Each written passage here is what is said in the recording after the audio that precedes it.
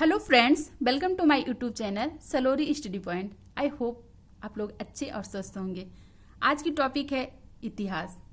आज मैं आप लोगों को इतिहास के बारे में कुछ पढ़ाऊंगी। इतिहास शब्द बना कैसे?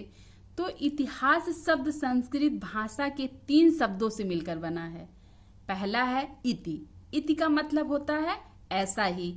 दूसरा हा का मतलब होता है निश्चित रूप से। तीसरा है आस का मतलब था। इतिहास का अर्थ होता है कि व्यक्ति, समाज, देश की महत्वपूर्ण, विशिष्ट एवं सार्वजनिक क्षेत्र घटनाओं का कालक्रम से लिखा हुआ विवरण, तथ्यों का विवेचन ही इतिहास कहलाता है। तो ये भी कह सकते हैं कि अतीत का अध्ययन इतिहास कहलाता है। तो इतिहास का पिता कौन है, यहाँ पे थोड़ा सा बता देते हैं। इतिहास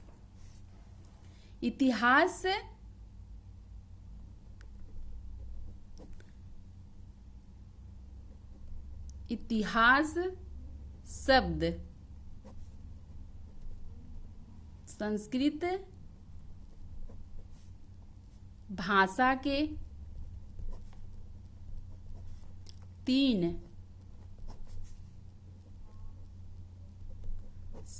शब्दों से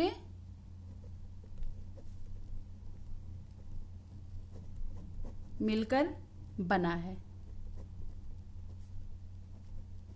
पहला है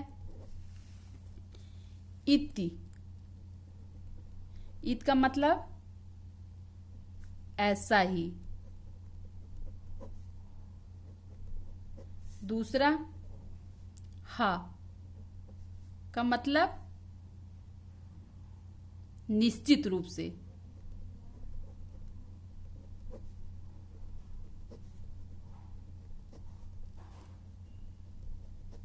तीसरा है आस का मतलब था। तो इतिहास जो है वो इतिहास 3 शब्दों, संस्कृत भाषा के 3 शब्दों से मिलकर बना है। पहला है इति। इति का मतलब होता है ऐसा ही। दूसरा हा निश्चित रूप से। आस मतलब था। तो इतिहास 3 शब्दों से मिलकर बना है। इसका इतिहास का अर्थ या इतिहास की परिभाषा क्या होगा? इतिहास का अर्थ, इतिहास का अर्थ क्या होगा? तो हम ये भी कह सकते हैं कि व्यक्ति, समाज, देश की महत्वपूर्ण, विशिष्ट लिख देते हैं। व्यक्ति, समाज, देश की महत्वपूर्ण, विशिष्ट एवं सार्वजनिक क्षेत्र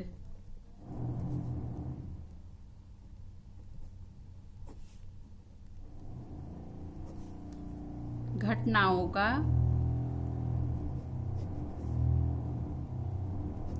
कालक्रम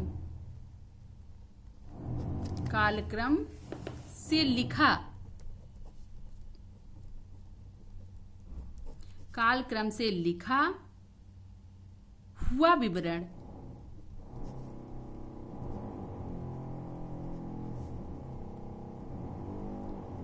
तथ्यों का विवेचन ही इतिहास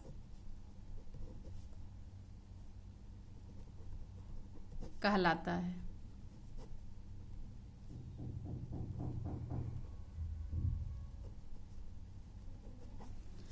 अब देखिए, अब यहाँ क्या लिखे हम? इतिहास शब्द संस्कृत भाषा के 3 शब्दों से मिलकर बना है। पहला है इतिहास। इतिहास का मतलब होता है, इतिहास का अर्थ होता है ऐसा ही। दूसरा है हा मतलब निश्चित रूप से। तीसरा है आस मतलब था।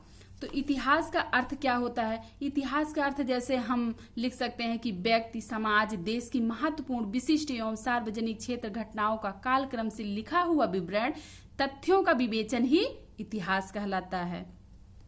अब इतिहास ये भी कह सकते हैं कि अतीत का अध्ययन,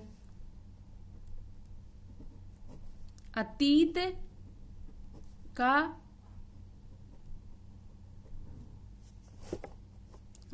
का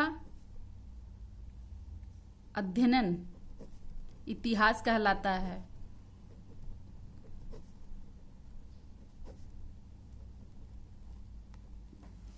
अतीत का अध्ययन, ये थोड़ा सा दिख नहीं रहा ना, अतीत का अध्ययन इतिहास कहलाता है। इतिहास के जनक कौन थे? इतिहास के जनक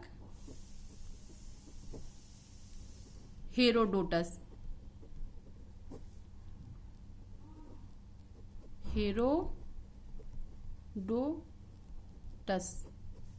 को कहते हैं।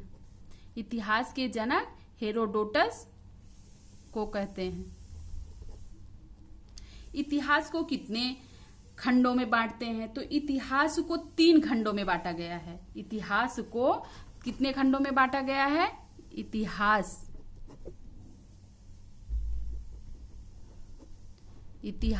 को 3 खंडों में बांटते हैं।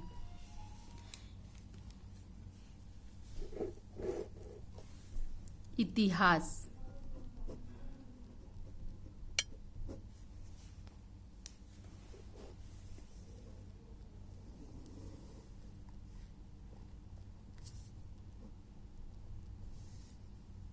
देखिए, पहला है इतिहास को कितने खंडों में बांटते हैं? तो इतिहास को 3 खंडों में बांटते हैं। पहला कौन है? प्राक ऐतिहासिक काल, दूसरा है आदि ऐतिहासिक काल, तीसरा है ऐतिहासिक काल। प्राक ऐतिहासिक कालों को भी 4 भागों में बांटा जाता है। आदि ऐतिहासिक को 3 भागों में बांटा जाता है। ऐतिहासिक काल को 5 भागों में बांटा जाता है। तो बता दे रहे हैं, इतिहास को कितने भागों में बांटा गया था? 3। पहला कौन सा है?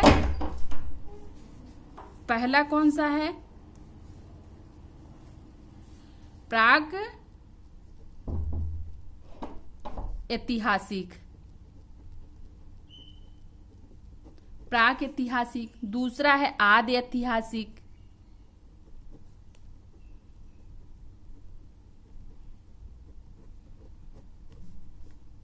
आदि ऐतिहासिक काल, तीसरा है ऐतिहासिक काल।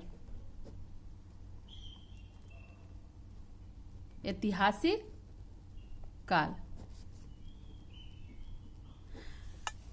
इतिहास को 3 भागों में बांटा गया है। प्राक ऐतिहासिक काल, आदि ऐतिहासिक काल और ऐतिहासिक काल।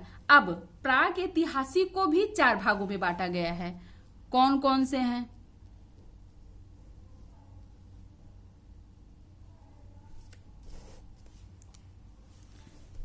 पहला है आपका पूरा पाषाण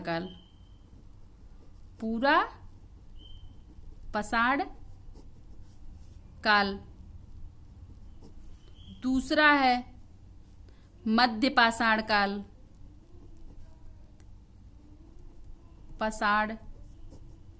काल, तीसरा है नवपाषाण काल,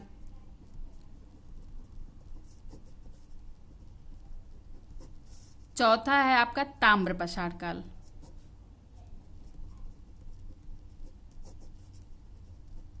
अभी इसके बारे में पहले बता देते हैं, तो फिर उसके पहले प्राक ऐतिहासिक के बारे में बता देते हैं, फिर इसका पूरे का जितना है इसका डिफिनेशन बता देते हैं। पहला प्राक ऐतिहासिक। तो प्राक ऐतिहासिक काल कहते किसे हैं? तो प्राक ऐतिहासिक काल कहते हैं इतिहास का वह समय जिसमें मानव लिखना पढ़ना नहीं जानता था। इसकी जानकारी केवल पुरातात्विक साक्ष्य से मिली है। इसकी जानकारी कहाँ से मिली है? तो इसकी जानकारी पुरातात्विक साक्ष्य से मिली है। इसके अंतर्गत पाषाण काल को रखते हैं। तो पाषाण काल, अब पूरा पाषाण काल मतलब पाषाण काल भी इसको रहने दे रहे हैं, इसको भी बता दे रहे हैं। तो आदि ऐतिहासिक काल, आदि ऐतिहासिक काल कितने प्रकार का होता? तो आदि ऐतिहासिक काल आपका 3 प्रकार का। पहला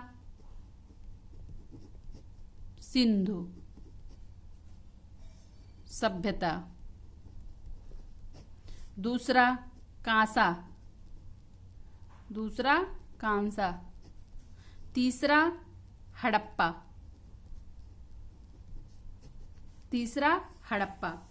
अब इसको भी बता देते हैं आदि ऐतिहासिक काल कहते किसे हैं। तो आदि ऐतिहासिक काल जो है वो इस काल में मानव द्वारा लिखी गई लिपि को पढ़ा नहीं जा सकता। मतलब आदि ऐतिहासिक काल किसे कहते हैं? इस काल में मानव द्वारा लिखी गई लिपि को पढ़ा नहीं जा सका, किंतु लिखित साक्ष्य मिले हैं।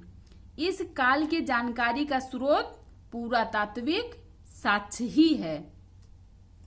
पहला है सिंधु सभ्यता, दूसरा है कांसा, तीसरा है हड़प्पा। अब ऐतिहासिक काल, ऐतिहासिक काल कितने प्रकार का होता है? तो पहला है प्राचीन